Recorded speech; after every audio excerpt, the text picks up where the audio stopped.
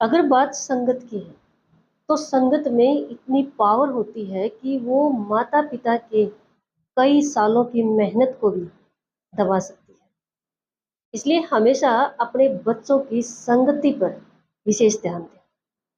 जीजे लोहान चैनल पर है, आपका स्वागत है। मैं आपको एक कहानी सुनाती हूँ। एक बार एक राजा शिकार पर निकला और शिकार करते करते जंगल में काफी दूर निकल जाता है। लेकिन जिस एनिमल्स का राजा शिकार कर रहा था वो उसके हाथ नहीं लगता है। राजा काफी थक जाता है और राजा घुसेल स्वभाव का था।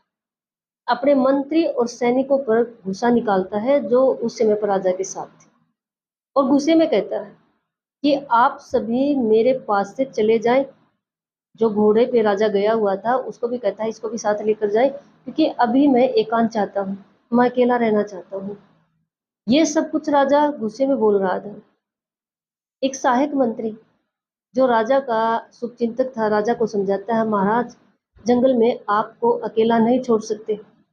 लेकिन राजा इतने गुस्से में था, कहता है ये मेरा ऑर्डर है, आप यहाँ से चले जाइए और घोड़े को भी ले जाइए, मुझे अकेला छोड़ दीजिए। सैनिकों को राजा का ऑर्डर मानना पड़ता है। सब मंत्री सैनिक वहां से घोड़े सहित चले जाते हैं। राजा पैदल ही जंगल में चल पड़ता है। काफी दूर निकल जाता है, राजा थक जाता है। एक पेड़ के नीचे राजा आराम करने के लिए बैठ जाता है। जैसे ही पेड़ के नीचे बैठता है, राजा काफी थका हुआ था, राजा की आंख लग जाती है। उसी समय पेड़ पर एक कौवा बैठा हुआ था। कौवा राजा पर बीट कर देता है और नींद में राजा उस बीट को अपने हाथों से अपने कपड़ों पर मल लेता है। बुरी तरह से कपड़े खराब हो जाते हैं। कौवा उड़ जाता है, तब तक राजा सोया ही होता है। राजा की नींद नहीं खुलती है, लेकिन कौवा वहां से उस पेड़ से उड़ जाता है। फिर वहां पर एक हंस आकर बैठ जाता है। जब राजा की आंखें खुलती हैं, राजा देखता है कपड़ों पर बीच है और बीच भी पूरे कपड़ों पर फैल चुकी है। राजा को फिर गुस्सा आता है। राजा पहले ही गुस्से में था। राजा ऊपर देखता है, पेड़ पर हंस को देखता है और बिना सोचे समझे हंस पर तीर चला देता है। घायल अवस्था में हंस नीचे गिर पड़ता है। जब हंस के प्राण निकलने होते हैं तो हंस राजा से कहता है कि महाराज मैं मर रहा हूँ, लेकिन मरने से पहले मैं जानना चाहता हूँ मेरी गलती क्या थी। राजा कहता है कि तुम्हारी ये गलती थी, तुमने ये देखना चाहिए था कि नीचे मैं सोया हुआ हूँ, तुमने मेरे ऊपर बीट कर दिया। हंस कहता है कि महाराज मैंने बीट नहीं किया।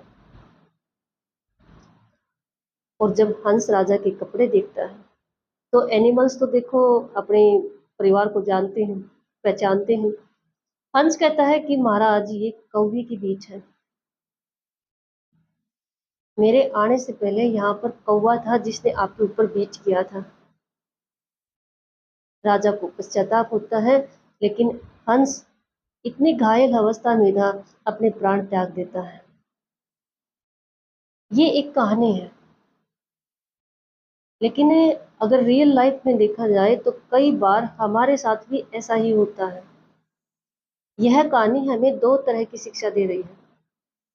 एक तो ये कि कभी भी बिना सोचे समझे एकदम से डिसीजन नहीं लेना चाहिए, एकदम से एक्शन नहीं लेना चाहिए।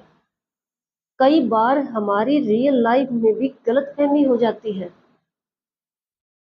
इंसान की गलती नहीं होती है, कई बार जो हमारे सामने बातें होती हैं, वो कहते नहीं कि कई बार आंखों का देखा हुआ भी सही नहीं होता है। इसका मतलब यही है कि कई बार हमारे साथ गलतफहमी हो जाती है। लाइफ में कोई भी डिसीजन ले, सोच समझ कर ले। कोई भी एक्शन लेने से पहले एक बार सिचुएशन को अच्छी तरह से भांप ले। और दूसरा, यहाँ पर मैं जिक्र कर रही थी संगति का। मैं इसी मेन पॉइंट पर आपका ध्यान फोकस करवाना चाहती हूँ कि देखो, कौवा बैठा हुआ था पेड़ पर, हंस तो उसकी जगह पर आकर बैठा था, लेकिन कौवे की बुराई या कौवे का जो कार्य था वो हंस पर लग जाता है। ये रियल है। कई बार हमें ऐसे सोचते हैं रियल लाइफ में कि कोई बुरा है वो अपने लिए बुरा है। हम उसके पास से जाएँगे, हम उसके पास बैठेंगे, उसके साथ रहेंगे, हमारे ऊपर कोई असर नहीं होने वाला है। लेकिन यकीन मानिए, चाहे हम कितने ही समझदारी से रहें, लेकिन बुरे इंसान का असर कुछ हद तक थोड़ा बहुत हो ही जाता है। हमेशा बुराई से बचें, बुरी संगत वाले इंसान से बचें। चाहे हम कितने ही अच्छे क्यों ना हैं और हम समझदार भी हैं, बुद्धिमान भी हैं कि किसी की बुराई का असर हम पर नहीं हो सकता। लेकिन यह कहानी हमें बता रही है कि 100 में से 10% ही सही बुरी संगति का असर होता है और सॉल्यूशन यही है कि बुरी संगत से हमेशा बचें और हमेशा सोच समझ कर डिसीजन लें।